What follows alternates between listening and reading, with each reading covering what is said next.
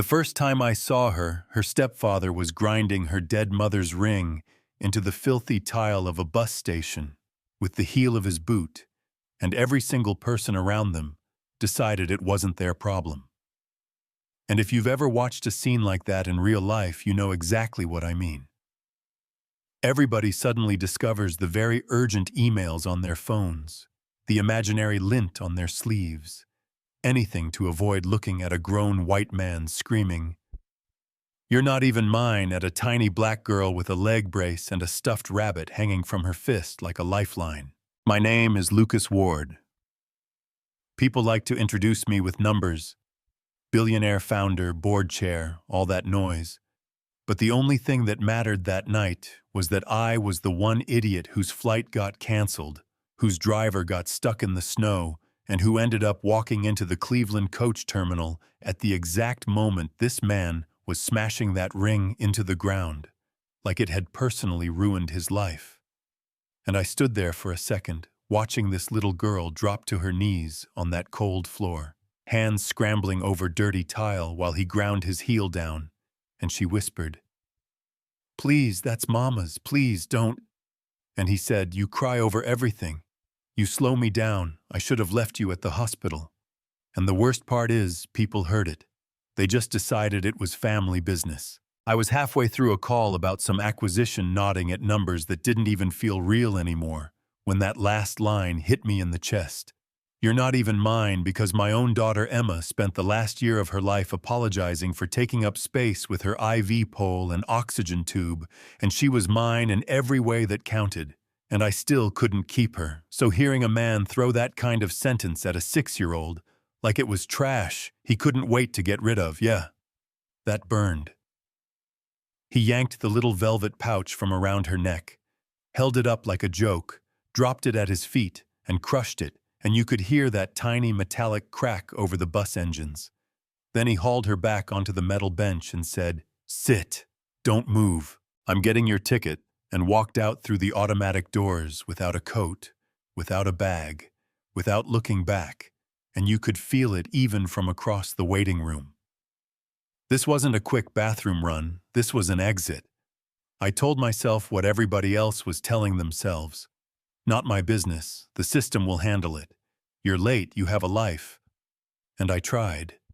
I really did to go back to my call, but when you've held your own kid's hand while she faded out under fluorescent lights, it changes the volume on what you can ignore. And after maybe 30 seconds, I hung up, stuffed my phone in my pocket, and walked over. She was sitting very straight, like if she slouched, she'd get yelled at, purple jacket way too thin for December metal brace, squeaking every time she shifted stuffed rabbit, who I later learned was named Muffin, dangling from one hand, other hand pressed over that crushed ring like she was trying to push it back into shape just with hope. I sat down at the far end of the bench, first gave her a little space and said, "Hey there, you doing okay?" And she flinched, like I'd raised my voice, big dark eyes flashing to the doors, then back to me like she was checking if I was going to report her. "My dad's getting tickets," she said, quiet, but rehearsed. "He told me, sit right here, I'm sitting, I'm being good." And she said dad like she was trying it on, and it didn't quite fit. I looked around at the empty spot where he'd been at the clock at the windows that had gone from gray to full dark, and I asked, "How long ago did he go?" And she pointed at the high glass and said, "When the sun was up there, and the sun had been gone for hours. You know that sinking feeling, when you realize you're not just looking at a late pickup, you're looking at a kid who's already been left." I told her my name. Lucas told her I was just going to talk to the lady at the counter, see what was going on, that I'd be right there where she could see me, and her hand shot out and grabbed my sleeve with more strength than I expected from someone that small. "Please don't be loud," she whispered. He gets mad when people get loud, and that sentence alone could have been her whole case file. I promised her I'd keep my voice down, walked to the counter, told the agent, "That little girl's been sitting there alone for hours. Whoever she came with is gone," and the woman closed her eyes for a second. Dialed security, security dialed the police dialed child services, and suddenly we had a whole bureaucratic relay race happening. But back at that bench, there was still just Nia. That's her name, I learned it a few minutes later. And that broken ring and that rabbit. When I came back, she was holding the ring between two fingers, trying not to cry. And I asked if I could see it. She let me and said, "It's Mama's." She said it made her brave, now it's ugly. And I told her I knew someone who might be able to fix it, asked if she'd let me borrow it. And she squinted up at me, suspicious in the smartest way. "You won't throw it away?" And I said, "I don't throw away brave things." And she sat with that for a second, and then gave me this little nod, like, "Okay, you get one chance." By the time the officer walked in, Nia was asleep against my arm, muffin crushed between us, fingers still curled in the fabric of my coat. And the cop, this tired black woman with kindness in her eyes, took in the scene in one sweep and said, "Sir, Child Services is on their way. Could you stay until they get here?" And I heard myself say, "Yeah," before my brain could offer up a single excuse about meetings or flights or anything else. The social worker Monica arrived with a folder, and that mix of apology and efficiency that you only see in people who are constantly 5 cases behind. She gently woke Nia, explained that they were going to find her a warm bed for the night, asked if she had any family to call, and the only thing Nia said was, "He's my family, but he forgets." And then she turned to me and asked, "Will you be there?" And Monica shot me the look, the one that says, "Do not make promises you can't keep." And I said, "I don't know exactly where there is yet, but I'll find out, and I'll come." And Nia stared at me so hard, it felt like she was looking through my ribs. "If I'm loud, will you still come?" And I said, "You can be as loud as you want." I'm still coming, and that was it. That was the moment I signed up. I just didn't know the paperwork part yet. 2 days later, I was at the County Youth Center, a place rich people like me usually visit in suits for photos, and leave donations at the door. Not a place we come back to because we can't stop thinking about one particular kid. And when the receptionist saw Lucas Ward on the sign-in sheet, she did a double take like an actor had walked into the wrong set. They took me to a rec room where Nia was supposed to be playing with others, but what she was actually doing was sitting alone at a little table with a piece of graph paper, drawing spirals and circles and tiny numbers in every section. Leg brace squeaking in a steady rhythm, Rabbit parked beside her like security. And when I said, "Hey, River Girl," because she'd told me her last name was Brooks, like Little Rivers, she looked up, eyes wary at first. Then this huge smile just knocked me back. "Bus man, you came back," like she'd been betting against me and I'd surprised her.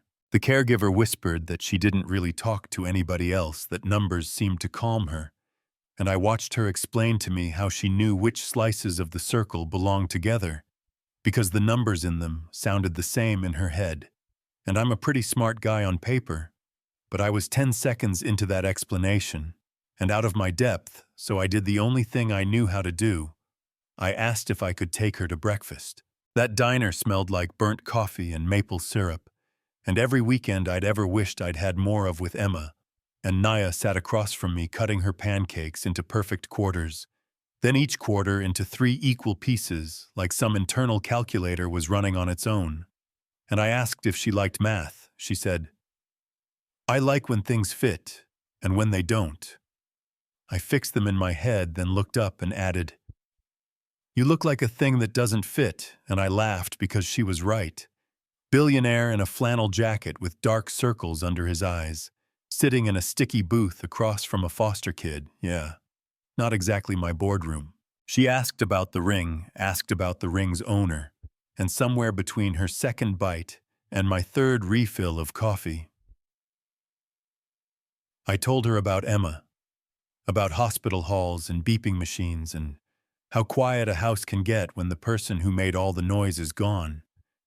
And Nia didn't say sorry for your loss. She just listened, eyes steady like the story was a pattern and she was searching for the missing pieces. When I dropped her back off, I sat in my car outside that brick building and stared at the steering wheel, hearing her say, "You look like a thing that doesn't fit," and I realized she wasn't wrong. I hadn't fit anywhere since Emma died, money or no money. So I pulled out my phone and called my lawyer and said, "I think I found someone who needs me to show up for more than one breakfast." And he said, "Lucas, that's not how adoption works." And I said, "Then teach me how it does." Within days, I had a file on my desk full of words like no known relatives and informal guardianship and trauma indicators. And the short version was, legally speaking, this kid belonged to nobody, her mother dead, her stepfather never having actually adopted her, the state trying its best, but drowning. And I looked at that and thought, if I can navigate SEC regulations and hostile takeovers, I can navigate this, right? You know what I mean? That stupid rich guy confidence kicked in just enough to make me dangerous in a good way. We tracked down her stepfather, Dale, in a sagging motel off the freeway room that smelled like stale beer and lost chances. And when he opened the door and saw me standing there in a coat that cost more than his car, he laughed. "You the guy from the station? You here to sue me or save me?" And I walked past him, set Muffin down on the little table, watched his face drain of color. I told him she was safe. Told him she was eating and sleeping and drawing math on graph paper like some tiny professor told him the county was going to come after him, hard for abandonment. And then I told him what I wanted. Full legal relinquishment, me stepping into the role he'd thrown away. He tried to justify himself, said, "You don't get it, man. Every time I looked at her, I saw the accident. Saw your girl sitting there. Mom gone and everybody telling me it was a miracle she survived. But they weren't the ones paying the bills. They weren't waking up to a kid screaming from nightmares. I ain't cut out for that." And all I could think was, and neither was I, and I was still doing it, and he said, "She ain't even my blood," and I said, "That never stopped her from calling you Dad." And eventually he ran out of excuses, and I slid the manila envelope toward him, said, "Sign, and you walk out of her world for good. No more social workers, no more bus benches," and he signed, one tear hitting the paper right near his name. "She's gonna hate me one day," and I said, "Hey, but at least she'll be alive and loved enough to get there." Bringing Nia home to Vermont felt like walking a tightrope. With no practice, my house had been a museum to Emma for years, echoing halls, guest rooms. Nobody slept in one closed door I still couldn't open. And suddenly, we were turning one of those empty spaces into a room for a living. Breathing little girl, not a shrine, not a memory, a present tense, and my staff went all in. Soft yellow lamp, second-hand bookshelf, fox-shaped nightlight, a quilt that didn't match anything else in the house but looked exactly like something a kid would pick. And I set Muffin on the pillow, with his newly sewn-up ear, and waited. When Nia stepped into that foyer, she froze, looked up at the high ceiling, then back at me. "This all one house?" And I said, "Yeah." And she said, "Feels like a mall," and I laughed. Told her it felt smaller now, which she didn't get. But you could see her filing the sentence away for later. And when I opened her bedroom door and she saw Muffin waiting on the bed, she let out this little sound, not quite a laugh, not quite a sob, something in between, and limped over as fast as that brace would let her. Hugged that rabbit like he'd walked there himself, then came back to me and wrapped her arms around my waist. In this quick, fierce hug that almost broke me in half. "Is this really for me?" she asked. And I told her, "Everything in this room is for you, the bed, the books, the light, all of it." And she pulled back just enough to look me in the eyes and said, "You're not gonna leave if I get loud or weird, right?" And I thought about how many times in her short life that had been the bargain. "I'll be quiet. I'll be easy. Just don't leave." And I said, "I'm not going anywhere loud. Quiet, weird. You're stuck with me." For a while it was just our little universe, messy and beautiful. She'd wake up at 3 a.m. from nightmares, and I'd sit on the floor next to her bed, drawing circles with her on scrap paper until she calmed down. She'd line blueberries on her plate, in constellations, and tell me which ones were sad stars and which ones were brave stars. I took more video calls from my kitchen table than from any boardroom. My assistant learned to pause when she heard a small voice in the background asking, "Can I have more syrup?" And slowly this house that had been a mausoleum started to sound like life again. Then the article hit. Some volunteer at the youth center thought our story would inspire donors and leaked it to a local paper headline, like something out of a movie. Abandoned girl finds home with billionaire. And you already know what came next. Reporters calling cameras, sniffing around people, wanting to turn her trauma into a feel-good segment between commercials, and more importantly, the state got real interested again, because nothing makes a bureaucracy nervous like the words "rich black child" and "unconventional placement" in the same paragraph. They ordered more evaluations, brought in another psychologist, scheduled a hearing to review the suitability and legality of the guardianship, which is a cold way to say we're deciding if we're going to let her stay. Watching Naya in that interview room through the one-way glass was one of the hardest things I've done. She sat there in a chair that was just a little too big, legs dangling, brace creaking, a tiny rhythm muffin in her lap, and the doctor, kind eyes, soft voice, but still a stranger with a clipboard, asked her about the bus station, about Dad, about me, and when she said, "He waited with me," my throat closed up, and when the doctor asked, "Do you feel safe with Mr. Ward?" and Nia frowned and said, "Why wouldn't I?"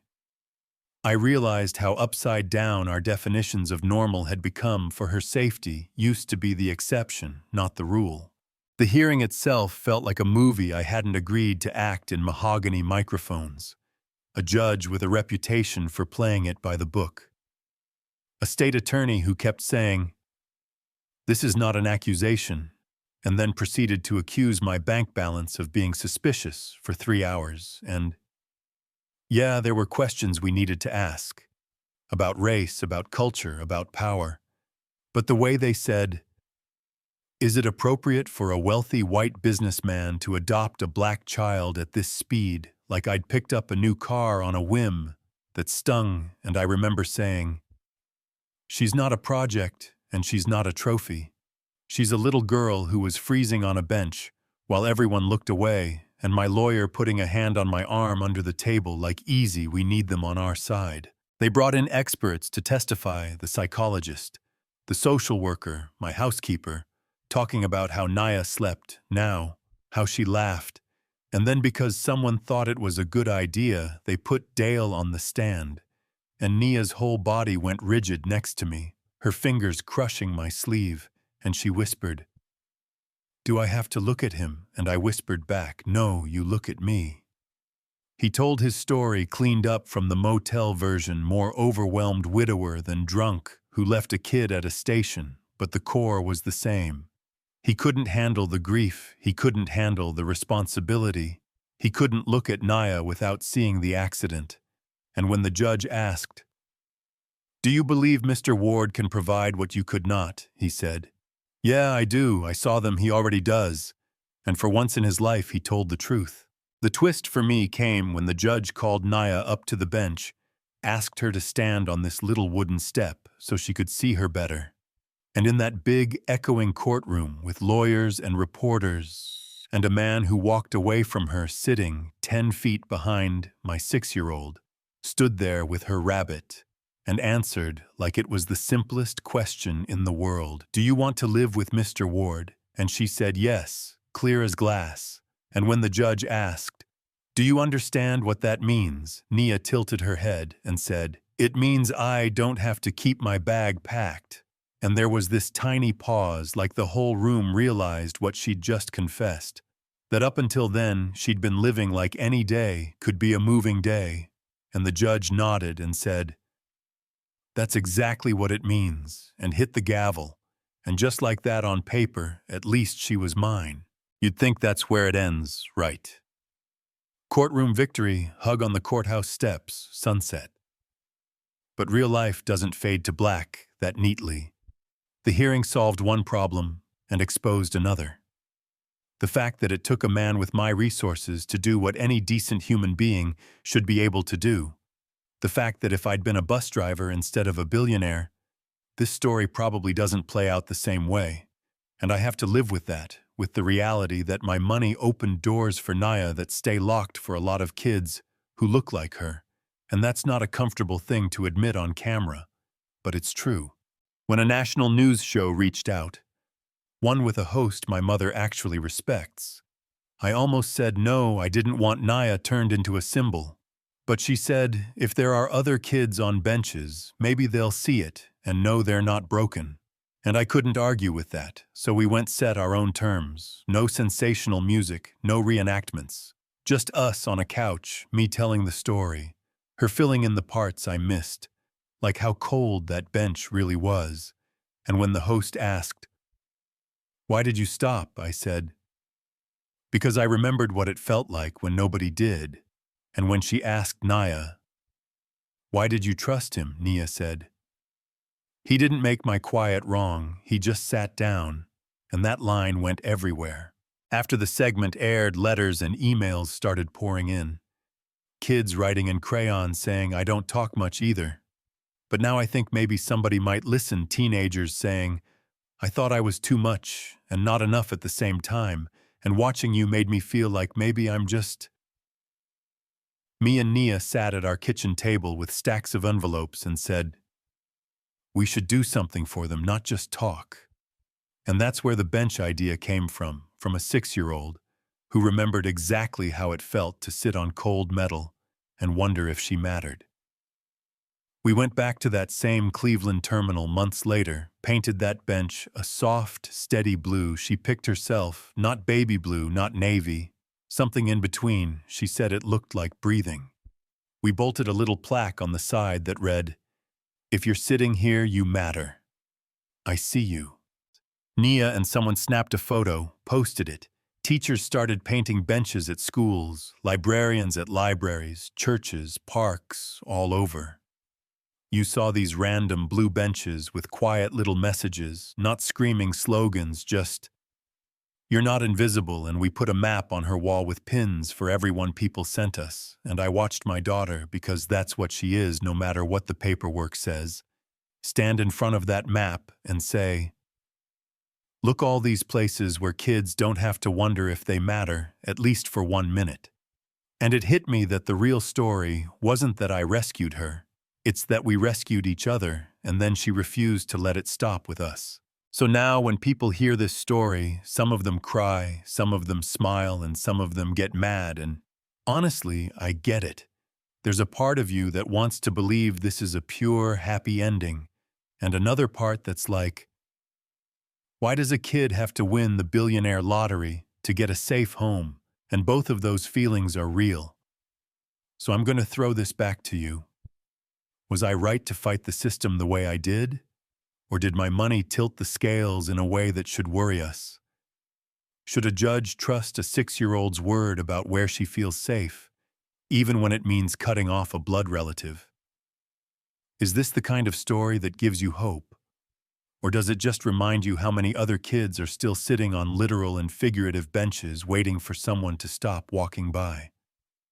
And more than that, I want to know, have you ever seen a Nia in your own life, a kid in your neighborhood, your family, your school, who everybody sort of stepped around because it was awkward or messy?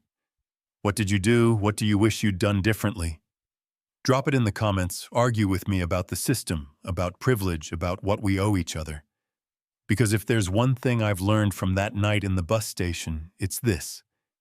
You don't need $1 billion to sit down next to someone who's been left behind. You just have to notice, and you have to stay.